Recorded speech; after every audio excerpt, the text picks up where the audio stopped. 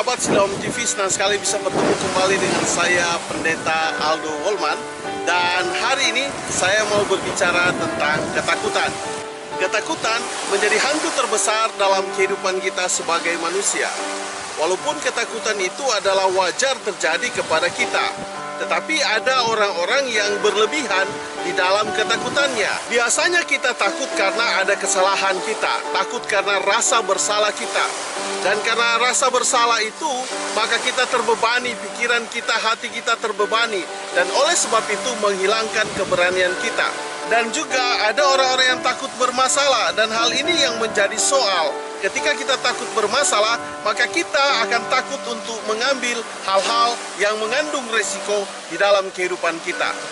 Dan takut ini bisa menjadi trauma dalam kehidupan kita. Dan itulah yang akan membatasi ruang gerak kita dalam melakukan aktivitas kita. Takut ini dapat menghantui siapa saja. Takut bisa menghantui orang tua, takut juga bisa menghantui anak-anak, dapat menghantui sahabat kita, dapat menghantui pekerjaan kita, dapat menghantui bisnis kita. Dan ada berapa banyak orang yang takut rugi. Dan ketika kita dilanda dengan ketakutan, maka ada hal-hal yang membatasi kita untuk kita lakukan, untuk kita buat. Sebab ada berapa banyak orang yang tidak mau berusaha karena takut gagal, takut tidak berhasil. Hal-hal ini yang kemudian membuat kita tidak akan maju. Dan juga kita takut karena menyimpan kesalahan. Mungkin kita punya kesalahan di masa lalu yang diketahui orang. Dan hal itulah yang kemudian menjadi hantu, yang menjadi persoalan kita setiap waktu. Dan ada berapa banyak orang yang takut kalau tidak dipercayai. Maka saya mau katakan bahwa segala sesuatu yang kita lakukan harus dilandasi dengan kejujuran, juga ketulusan. Dan kalau itu kita landasi, maka ketakutan kita dapat kita atasi. Ada berapa banyak orang yang takut kehilangan? Takut kehilangan istri, takut kehilangan orang tua, dan apalagi takut kehilangan pacar. Oleh karena takut putus dengan pacarnya, ada berapa banyak orang memaksakan untuk meneruskan hubungan, padahal sebenarnya hubungan itu sudah tidak sehat lagi. Dan oleh sebab itu, jangan memaksakan sesuatu jika engkau sudah merasa bahwa hal itu tidak dapat dipertahankan lagi. Dan juga ada orang yang takut mengungkapkan cinta. Dia sudah tertarik kepada seseorang, dia sudah suka kepada seseorang, tapi takut untuk diungkapkan, takut untuk memberitahu kepada orang yang dia jatuh cinta tersebut. Dan oleh karenanya dia hanya memendam cintanya sendiri. Dan kalau itu kita lakukan, maka kita akan mati dengan cinta kita.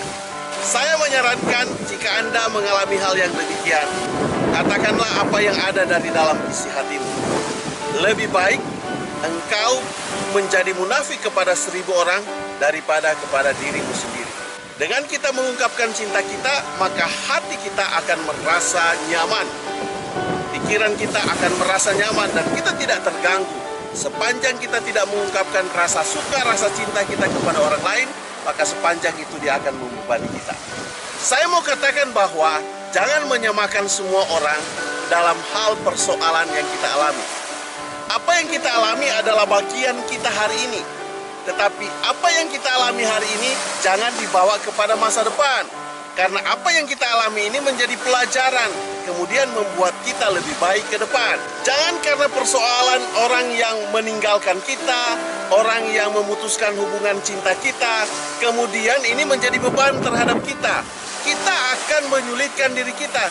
Tetapi ketika kita diputuskan cinta kita, mari kita membuka diri kita untuk menerima cinta kembali. Karena cinta itu tidak pernah kita rencanakan. Dia datang tidak pernah kita duga, dan dia ada di hati kita. Ada orang takut karena ditakut-takuti. Hal ini mengurangi keberaniannya. Ada orang yang takut karena masa lalunya, seperti yang saya sudah katakan tadi.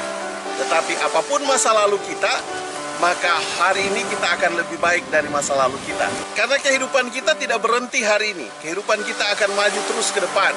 Dan hidup kita tidak pernah akan mundur ke belakang. Dia akan maju. Maka kita harus memikirkan masa depan yang lebih baik atas hidup kita.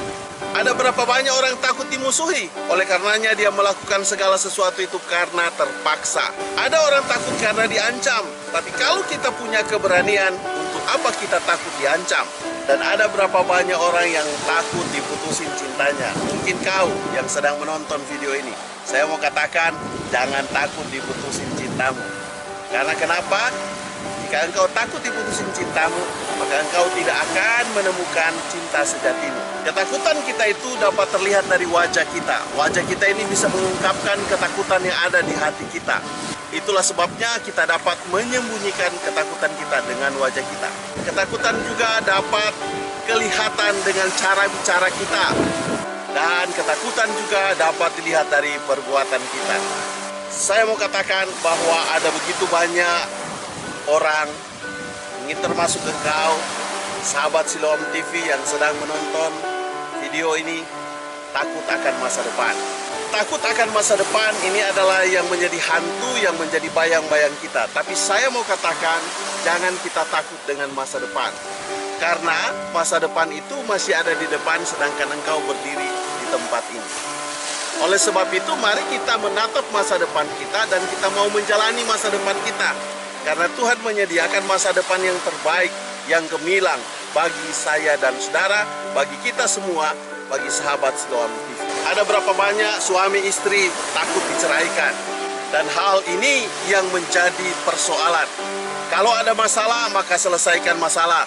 Agar supaya masalah itu tidak menambah ketakutan bagi kita atau tidak menjadi masalah bagi kita sehingga merugikan salah satu pihak dalam hubungan suami istri. Ketika menjalin hubungan suami istri, mari kita menjalin itu dengan ketulusan hati kita. Agar supaya tidak ada satu yang tersakiti, tidak ada satu dengan yang lain yang saling menakuti untuk diceraikan. Dan karena takut diceraikan, maka orang memaksakan hubungannya untuk berjalan terus. Tapi saya mau katakan, pertahankan pernikahanmu. Jangan sampai engkau dihantui oleh perceraian. Oleh karenanya ketika kita takut, mari tambahkan keberanian kita. Agar supaya kita menjadi orang yang lebih bijaksana. Keberanian perlu, keberanian penting, tapi harus dengan perhitungan, harus dengan logika, gunakan akalmu, gunakan perasaanmu. Sebab ketakutan akan menghilangkan kemampuan kita, menghilangkan kebisaan kita. Oleh sebab itu, mari kita menjalani kehidupan ini dengan penuh ketulusan, dan saya percaya Tuhan memberkati kita semua. Dan oleh sebab itu, mari ada keberanian disertai dengan landasan-landasan yang benar. Cukup sekian video dari saya, sampai kita ketemu pada video yang berikut. Tuhan memberkatimu, saya bawa dalam nama Yesus. Haleluya, amin.